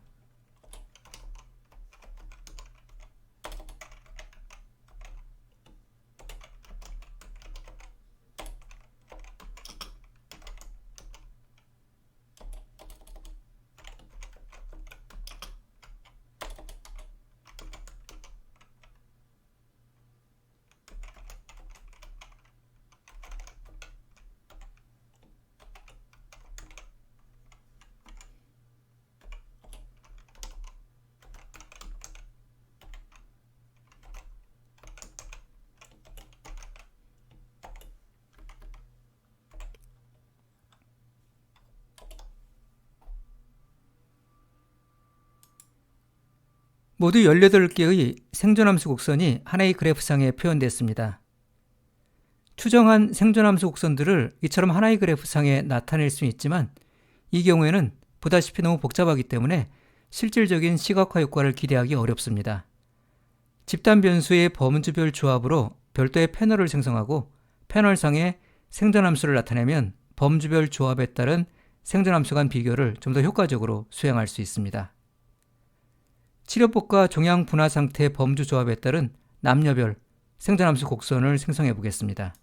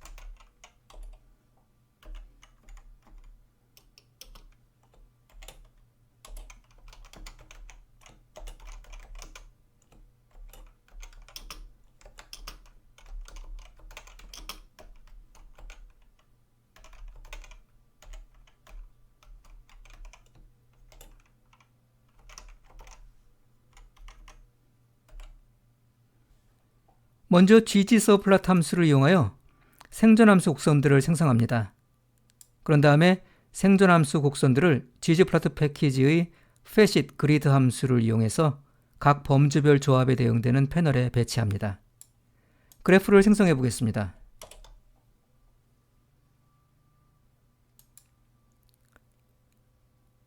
생성된 그래프를 보면 행에는 치료법이 배치되어 있고 열에는 종양의 분화 상태가 배치되어 있습니다. 그래프 내의 선들은 성별에 따라 구분되어 있습니다. 예를 들어 우하단의 마지막 패널을 보면 LEV 플러스 5FU 치료법을 적용하고 종양 분화 상태가 푸어인 환자 집단에서 남녀별 2개의 생존함수 곡선을 보여줍니다. 여기서 핑크색은 남성을 나타내며 청록색은 여성을 나타냅니다. 따라서 이 경우에 남성의 생존함수 곡선이 여성보다 위에 있기 때문에 남성의 생존 확률이 여성에 비해 더 높은 것으로 이해할 수 있습니다. 이번 시간에는 생존 분석에서 널리 사용되는 기법 가운데 하나인 카플란 마이어 분석에 대해서 살펴봤습니다. 다음 시간에 또 뵙도록 하겠습니다. 안녕하세요. 곽기영 교수입니다. 이번 시간에는 생존 분석 기법으로서 널리 활용되고 있는 콕스회귀 분석을 살펴보겠습니다. 콕스회귀 분석은 생존 시간과 하나 이상의 예측 변수 간의 관계를 분석하는 일종의 회귀 분석 모델입니다. 생존 분석 기법으로서 또한 널리 활용되고 있는 카플란 마이어 분석과 간단히 비교해 보겠습니다. 카플란 마이어 분석은 생존함수 곡선을 생성하여 집단 간 생존 시간의 차이를 시각적으로 확인할 수 있는 유용한 도구를 제공합니다. 또한 생존함수의 집단 간 차이를 로그 순위 검정을 통해 통계적으로 검정할 수 있습니다. 하지만 이러한 분석은 하나의 예측 변수만을 사용하는 일변량 분석으로서 생존 시간에 영향을 미치는 다른 변수는 고려하지 않습니다. 또한 카플란 마이어 분석은 예측 변수가 집단을 나타내는 범주형 변수일 때만 유용합니다. 나이라든가 혈압이라든가 몸무게와 같은 연속형 변수가 생존 시간에 미치는 영향은 분석하지 못합니다. 콕스회귀 분석은 범주형 변수뿐만 아니라 다수의 연속형 변수가 생존 시간에 미치는 영향을 분석할 수 있는 다별량 분석 기법을 제공합니다. 생존 분석에 있어서 생존 시간에 영향을 미치는 변수는 여러 개가 있을 수 있습니다. 예를 들어 특정 유전자형을 보유한 환자 집단과 그렇지 않은 환자 집단을 비교한다고 가정해 보겠습니다.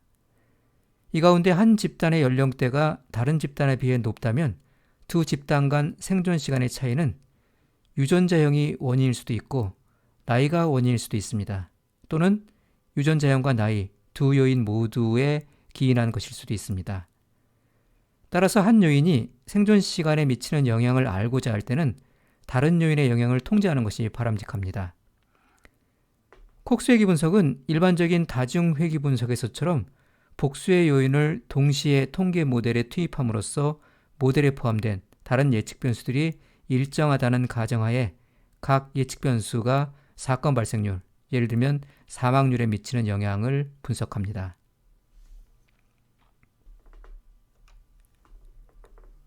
콕스회귀 모델은 이와 같은 위험함수로 표현됩니다. 여기에서 HT는 위험률로서 T시점에서의 사건 발생률을 나타냅니다. H0T는 T시점에서의 베이스라인 위험률로서 예측 변수 값이 모두 0일 때의 사건 발생률로 정의됩니다. X1부터 XP까지는 P개의 예측 변수를 나타냅니다. 이 수식을 베이스라인 위험률로 나누고 자연로그를 취하면 이와 같이 예측 변수들의 선형 결합으로 표현된 선형 회귀식을 얻을 수 있습니다. 이 수식에서 좌변의 로그 H0T분의 HT는 콕스회귀 모델의 결과 변수로서의 역할을 합니다. 콕스회귀 분석을 통해 우변의 예측 변수들에 대한 P개의 회귀계수가 추정됩니다. 회귀계수는 다중회귀 분석에서의 회귀계수와 동일한 방식으로 해석할 수 있습니다. 즉, 다른 변수가 일정할 때, 다시 말해서 다른 변수를 통제한 상태에서 예측 변수 한 단위의 증가가 가져오는 결과 변수의 변화량입니다. 여기서 결과 변수는 로그 H0T분의 HT이기 때문에 이는 베이스라인 위험률 대비 실제 위험률에 비해 자연로그를 취한 값이 됩니다. 여기에서 양변에 지수함수를 취해서 자연로그 부분을 없애면 이와 같이 좀 더 해석이 용이한 실제 위험률과 베이스라인 위험률 간의 비율이 결과 변수인 회기식을 도출할 수 있습니다. 이 회기식을 바탕으로 콕스회기 분석에서 일반적으로 관심을 갖는 위험비를 구할 수 있습니다. 위험비란 예측 변수 한 단위가 증가할 때 변화하는 위험률을 의미합니다. 예를 들어 두 환자의 위험률을 비교한다고 가정해 보겠습니다. 한 환자는 X1 변수 값이 K이고 다른 환자는 K 플러스 1입니다. 그러면 두 환자에 대한 위험비는 이와 같은 산식에 의해서 구할 수 있습니다. 여기에서 분모는 X1 변수 값이 K인 환자에 대한 위험률이고 분자는 X1 변수 값이 K 플러스 1인 환자에 대한 위험률입니다. 다른 예측 변수 값들은 일정하다고 가정하기 때문에 이 산식에 의해서 계산된 위험비는 X1 변수의 회계수에 지수함수를 취한 값이 됩니다. 위험비는 이처럼 예측 변수의 회계수에 지수함수를 취한 값 exponential bi승으로 구할 수 있습니다. 이는 비교 대상 대비 상대 위험도를 의미합니다. 예측 변수가 범주형 변수이면 위험비는 기준 범주 대비 상대 위험도를 나타냅니다. 예를 들어 여기에서 X1 변수가 범주형 변수로서 성별을 나타낸다고 가정해 보겠습니다. 남자는 0으로 여자는 1로 코딩되었다고 하면 기준 범주는 0으로 코딩된 남자입니다. 그러면 exponential bi완승은 남자 대비 여자의 상대적 위험도를 나타냅니다. 이는 여자가 남자에 비해 위험에 노출될 가능성이 몇 배 더 큰지 혹은 작은지를 의미합니다. 만일 예측 변수가 연속형 변수이면 exponential bi승은 어떤 사람의 변수값 한 단위가 증가할 때 다른 사람에 비해 상대 위험도가 얼마나 변화하는지를 나타냅니다. 예를 들어 X1 변수가 연속형 변수로서 혈압을 나타낸다고 가정해 보겠습니다. 그러면 exponential bi완승은 혈압이 1만큼 증가하면 그렇지 않을 때에 비해 사건 발생 정도가 몇 배 증가하는지 혹은 감소하는지를 나타냅니다. 만일 혈압이 5 증가하면 사건 발생 정도는 단순히 5배가 증가하는 것이 아니라 exponential bi환의 5승만큼 지수함수적으로 증가합니다. 회기계수와 위험비와 위험률 간의 관계를 살펴보겠습니다. 회기계수가 0보다 크면 또는 다르게 얘기해서 위험비가 1보다 크면 예측 변수 값이 증가함에 따라 위험률이 증가하고 이에 따라 생존시간은 감소합니다. 다시 말해 위험비가 1보다 큰 예측 변수는 사건 발생 확률과 정의 관계를 가지며 생존시간과는 부의 관계를 갖습니다. 회의계수가 0보다 작으면 이와 반대로 해석할 수 있습니다. 위험률이 감소하고 생존시간은 증가합니다. 회의계수가 0이면 해당 예측 변수가 위험률에 미치는 영향은 없습니다. 콕스회기 분석은 위험비가 생존기간 내내 일정하다고 가정합니다. 이를 비례위험 가정이라고 합니다. 생존 분석의 중요한 목표 가운데 하나는 집단 간의 생존함수를 비교하는 겁니다. 예를 들어 두 가지 백혈병 치료제를 비교한다고 했을 때 모든 분석 대상자가 사망할 때까지 두 집단을 관찰하면 생존함수는 결국 0에 도달합니다. 하지만 두 가지 치료제의 위험률은 다를 수 있습니다. 한 집단은 다른 집단에 비해 평균적으로 더 오래 살지도 모릅니다. 콕스회기 분석을 적용하기 위해서는 두 집단의 위험률은 이처럼 다르더라도 그 비율은 모든 시점에서 동일해야 합니다. 초기 관찰 기간에서 한 집단의 환자가 다른 집단의 환자보다 사망률이 2배 더 높다면 그 2배 더 높은 사망률은 이후 모든 시점에서 동일하게 유지되어야 합니다. 위험비의 계산식을 다시 보면 시간의 요소가 포함되어 있지 않은 것을 알 수 있습니다. 위험비는 모든 시간에 걸쳐 exponential bi승으로서 일정합니다. 만약 연구기간 동안 집단 간 위험비가 일정하게 유지되지 않는다면 다른 분석 방법을 고려해야 합니다. 왜냐하면 시간의 흐름에 따라 위험비가 달라진다는 것은 회귀계수가 단일의 추정값이 아니라 시간에 따라 다른 추정값이 존재한다는 것을 의미하기 때문입니다. 따라서 콕스 회귀 모델을 추정한 후에는 비례위험 과정을 위반하지 않았는지 확인할 필요가 있습니다. R을 이용해서 콕스 회귀 분석을 수행하는 절차를 보다 구체적으로 살펴보겠습니다. 여기에서는 서바이벌 패키지에 포함된 long 데이터셋을 이용하겠습니다.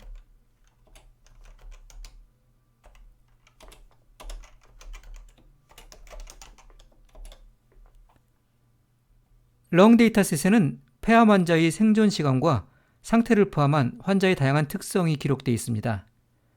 생존 시간은 타임 변수에 저장되어 있습니다. 1 단위로 측정되었습니다. 환자의 상태 정보는 스테이터스 변수에 기록되어 있습니다. 중도 절단의 경우는 1로 코딩되었고 사망의 경우는 2로 코딩되었습니다. 성별은 섹스 변수에 저장되어 있습니다. 남성은 1로 코딩되었고 여성은 2로 코딩되었습니다. 여기서는 분석의 편의를 위해 팩터로 변환하겠습니다.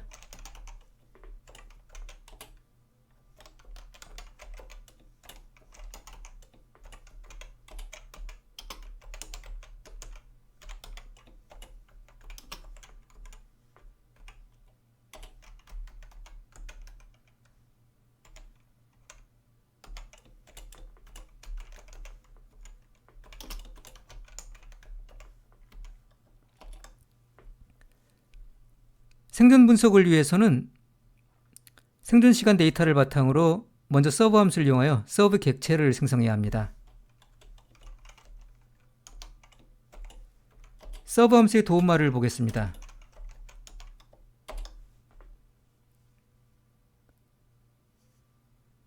서브 함수의 타임 인수에는 생존 시간을 지정합니다. 그리고 이벤트 인수에는 사건 발생 상태를 지정합니다. 사건 발생 상태의 데이터는 0과 1로 구성이 되어 있을 수 있습니다. 이때는 1이 사건 발생을 의미합니다. true와 false로 구성되어 있을 수도 있습니다. 이때는 true가 사건 발생을 의미합니다. 1과 2로 구성되어 있을 수도 있습니다. 이때는 2가 사건 발생을 의미합니다. 현재 사용하고 있는 long 데이터셋은 환자의 상태 정보가 중도 절단의 경우는 1로 코딩되었고 사망의 경우는 2로 코딩되었습니다. 따라서 여기에서는 세 번째 형식에 해당합니다. 서브 함수를 이용해서 서브 객체를 생성해 보겠습니다.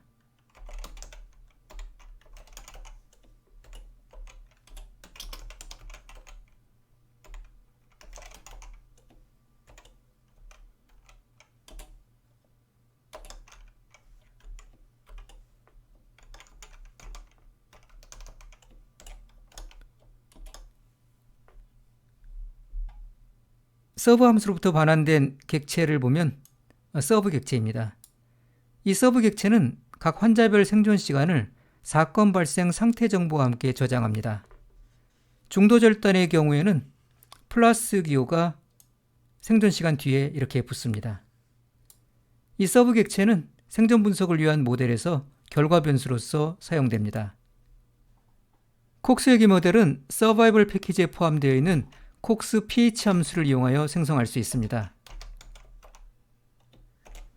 콕스 pH 함수의 첫 번째 인수에 포뮬러 형식으로 서브 객체를 바탕으로 한 생존 함수 모델을 지정하고 데이터 인수에는 생존 시간 데이터를 지정합니다. 포뮬러의 좌변에는 생존 시간 정보가 포함된 서브 객체를 지정합니다.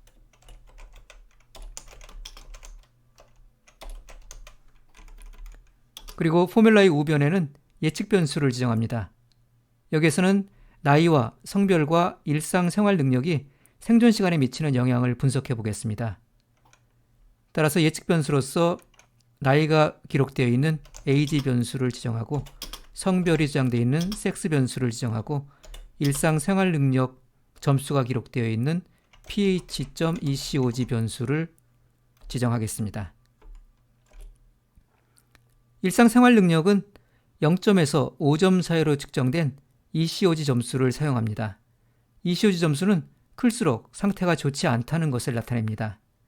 0은 양호한 상태를 의미하고 5는 사망을 나타냅니다.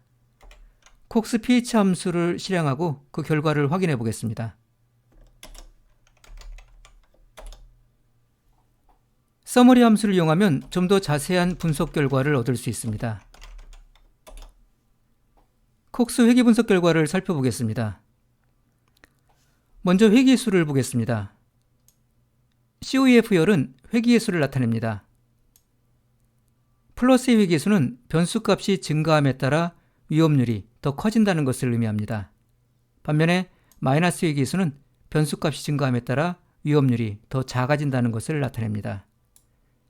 여기서 age 변수와 pH.ECOG 변수는 플러스 회기수를 가지므로 나이와 일상생활 능력 점수가 증가할수록 환자의 위험률, 즉 사망 가능성은 증대합니다.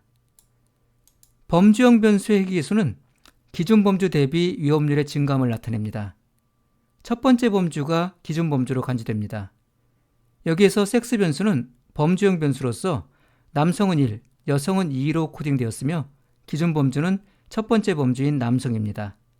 따라서 섹스 피메일 변수의 마이너스 회기수는 여성이 남성에 비해 위험률이 낮다는 것을 의미합니다. 회계수의 통계적 유의성은 G열과 PR열에서 확인해 볼 수 있습니다. G열은 와일드 통계량을 나타냅니다. 와일드 통계량은 회기계수를 표준오차로 나누어서 계산할 수 있습니다.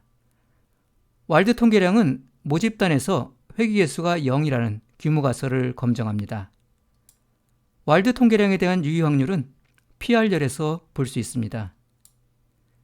유의 수준 0.05에서 섹스 변수와 pH.ECOG 변수는 통계적으로 유의합니다. 반면에 age 변수는 통계적으로 유의하지 않습니다. EXP-COEF열은 위험비를 나타냅니다. 성별에 대한 위험비는 0.575입니다. 기준 범주인 남성 대비 여성의 위험률이 57.5%에 불과하다는 의미입니다. 다른 변수들이 일정하다고 가정할 때 여성은 남성에 비해 사망 가능성이 42.5%만큼 낮습니다. 일상생활 능력에 대한 위험비는 1.59입니다.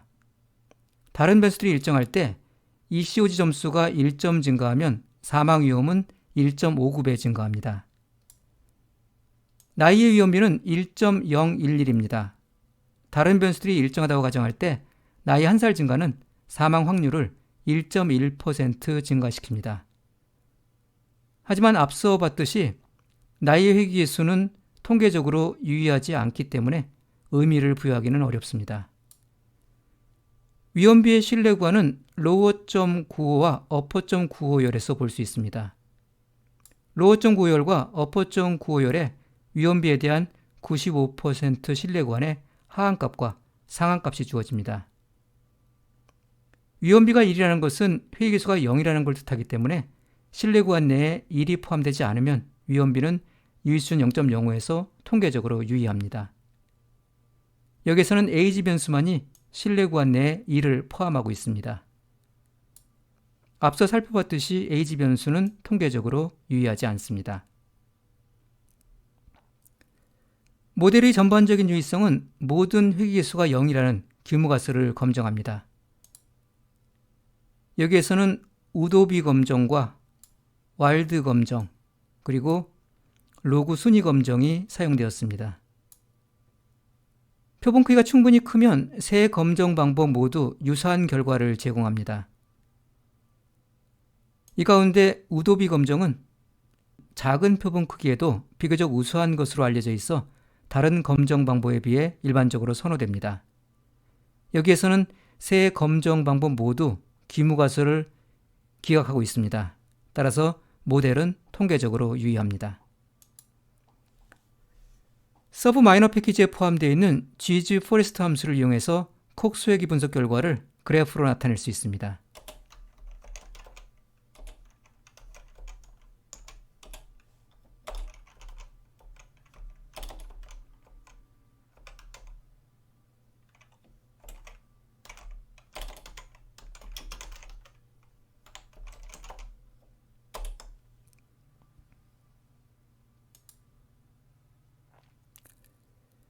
예측 변수에 대한 위험비와 신뢰 구간, 그리고 콕스 회귀 모델의 유의성 검증 결과가 시각적으로 표현되어 있습니다.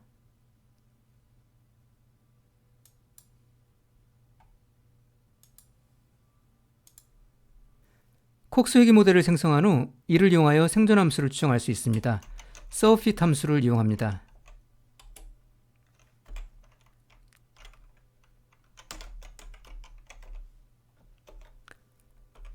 서핏 함수는 예측 변수들이 모두 평균값일 때의 생존 비율을 예측합니다.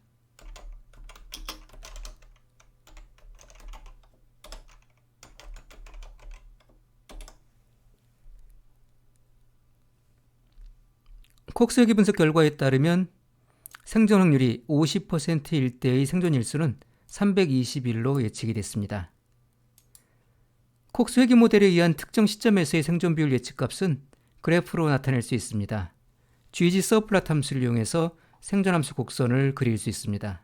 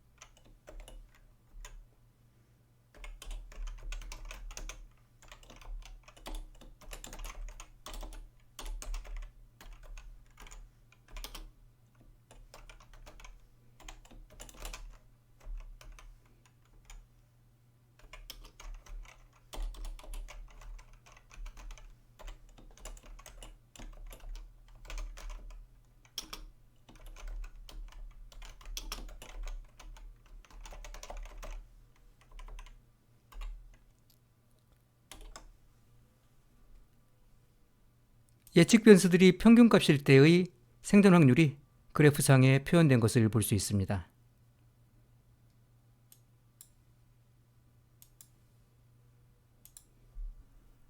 특정 예측 변수가 생존 확률에 미치는 영향은 예측 변수의 값이 변화할 때 생존 확률이 어떻게 달라지는지 비교함으로써 파악할 수 있습니다. 예측 변수의 값에 따라 달라지는 생존 함수 곡선을 비교합니다. 예를 들어 성별이 생존 확률에 미치는 영향을 비교해 보겠습니다. 그러면 우선 성별의 각 범주별로 한 개씩 2개 행을 갖는 데이터 프레임을 생성합니다. 그 밖의 다른 예측 변수는 남녀별로 동일한 값으로 일정하게 고정합니다. 그러한 데이터 프레임을 생성해 보겠습니다.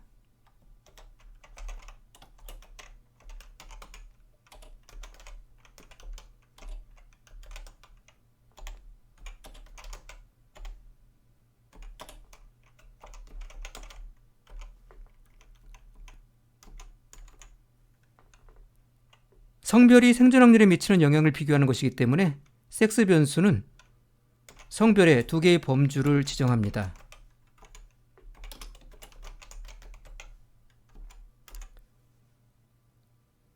그리고 age 변수와 ph.ecog 변수는 동일한 값으로 고정합니다.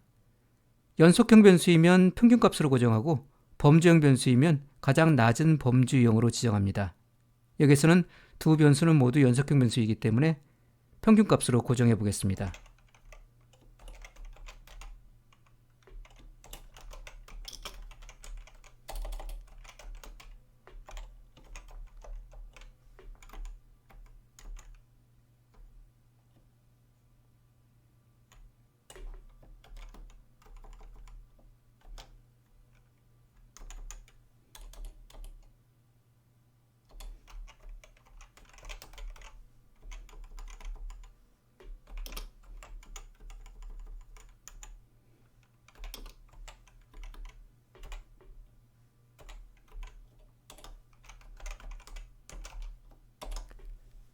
생성된 데이터 프레임은 이와 같습니다. 두 성별에 따라 age와 ph.ecog는 모두 동일한 값으로 고정되어 있는 것을 볼 수 있습니다. 이렇게 생성한 데이터 프레임을 서핏 함수의 new data 인수에 지정해서 생존 함수를 추정합니다.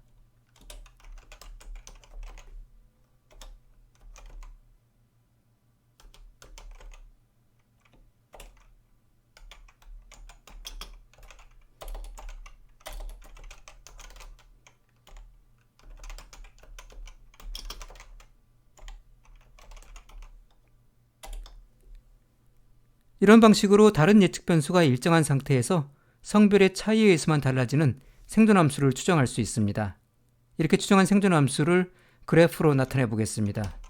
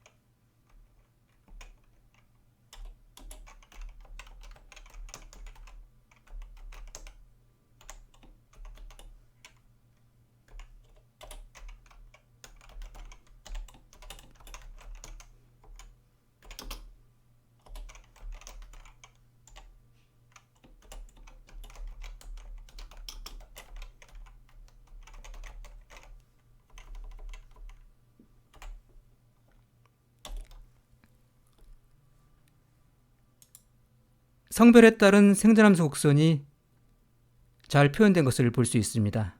다른 예측 변수들의 영향을 배제한 채 성별에 따른 생존 확률의 차이를 시각적으로 확인할 수 있습니다. 여기에서 빨간색은 남성이고 파란색은 여성입니다. 남성에 비해 여성의 생존 확률이 더 높은 것을 확인할 수 있습니다.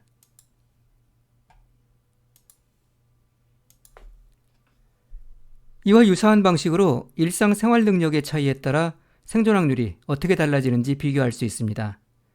다른 예측 변수들은 일정하게 고정하고 ECOG 점수를 변화시켜가면서 생존함수 곡선을 생성합니다. 이를 위해서 먼저 ECOG 점수가 갖는 값의 범위를 계산해 보겠습니다.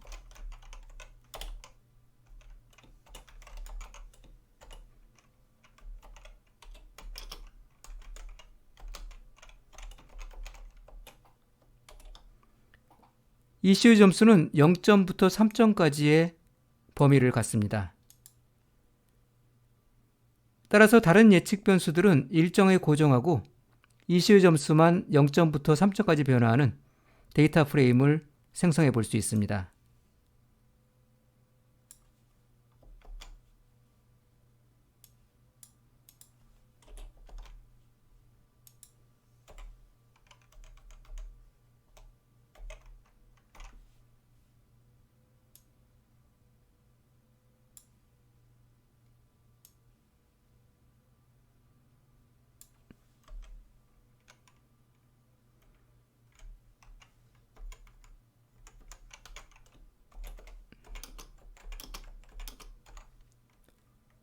ECOG 점수를 0점부터 3점까지 변화시킵니다. 그리고 나이를 나타내는 에이지 변수는 평균값으로 고정합니다. 섹스 변수는 범주형 변수이기 때문에 첫 번째 범주인 남성으로 고정하겠습니다.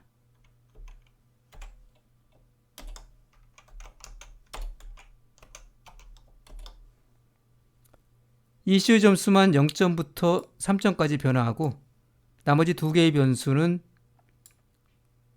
동일한 값으로 고정된 데이터 프레임을 생성했습니다. 이제 이 데이터 프레임을 이용해서 생존 확률을 추정하고 그래프를 그려보겠습니다.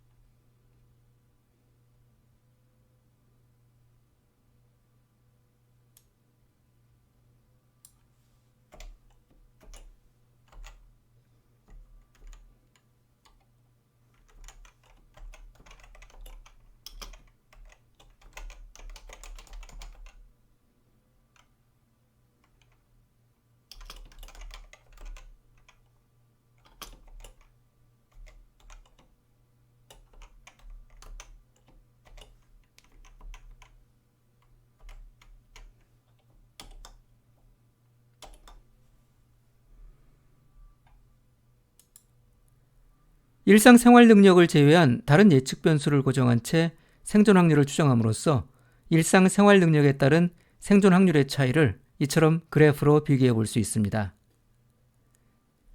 이 시의 점수가 낮을수록, 다시 말해서 일상생활 능력이 양호할수록 생존 확률은 더 커집니다.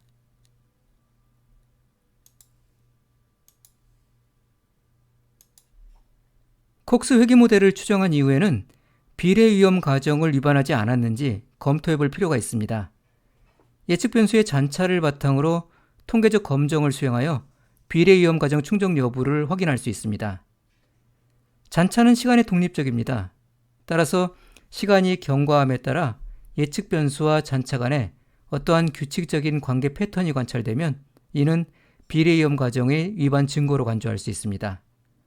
서바이벌 패키지에 포함되어 있는 cox.gph 함수는 콕스 회귀 모델에 포함된 예측 변수에 대한 비례 위험 가정을 검증합니다. 앞서 생성한 콕스 회귀 모델의 비례 위험 가정을 평가해 보겠습니다.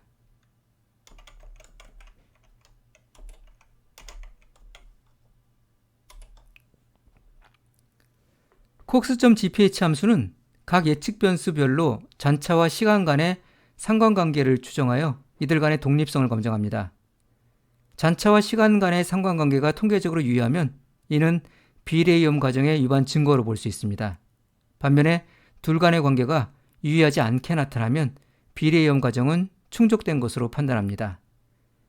여기에서는 예측 변수 잔차들이 모두 유의수준 0.05에서 시간과 통계적으로 유의하지 않습니다. 따라서 콕스 회귀 모델의 비례 위험 가정은 충족된 것으로 볼 수 있습니다.